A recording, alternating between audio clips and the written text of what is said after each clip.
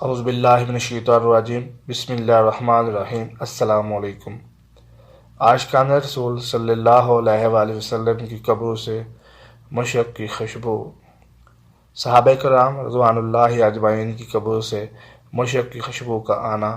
محمد بن شرجیل رحمۃ اللہ علیہ نے بیان کیا ہے کہ حضرت سعد بن معاذ رضی اللہ تعالی عنہ کی قبر سے ایک مٹھی مٹی لی، جب مٹھی کھولی تو وہ مشک جیسی مہک رہی تھی، تو آپ صلی اللہ علیہ وآلہ وسلم نے فرمایا سبحان اللہ سبحان اللہ، جس سے معلوم ہوا کہ اس کی خوشبو حضور صلی اللہ علیہ وآلہ وسلم کے چہرے مبارک تک پہنچی تھی۔ ایک اور روایت میں ہے کہ کسی شخص نے حضرت سعد رضی اللہ تعالی عنہ کی قبر مبارک سے ایک مٹھی بڑی تو اس کو لے گیا، اس کے بعد جب اس مٹی کی طرف دیکھا تو وہ مشک تھی۔ حضرت ابو سعید خدری رضی اللہ تعالی عنہ نے بیان کیا کہ میں ان لوگوں میں تھا جنہوں نے حضرت سعد رضی اللہ تعالی عنہ کے لیے بقی میں قبر کھودی تھی۔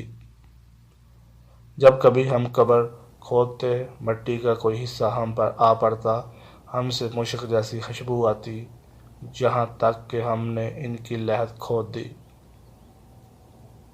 حضرت جابر رضی اللہ تعالی عنہ نے فرمایا ہم میں منادی کرائی گئی، ہم اپنے جنگ احد کے شہداء کو منتقل کر دیں۔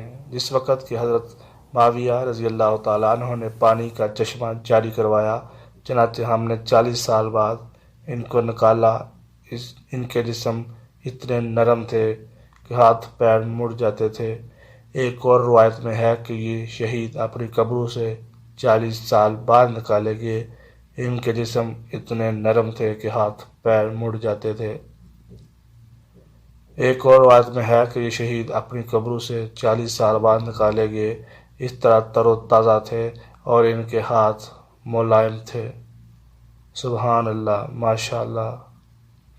مزید اس طرح کے انفارمیٹر ویڈیو دیکھنے کے لیے ہمارے چینل کو سبسکرائب کرنا مت بھولیے اور بیل آئیکن پر ضرور کلک کر لیجیے تاکہ آنے والی نئی ویڈیو آپ کو مل سکے۔ السلام علیکم ورحمۃ اللہ وبرکاتہ۔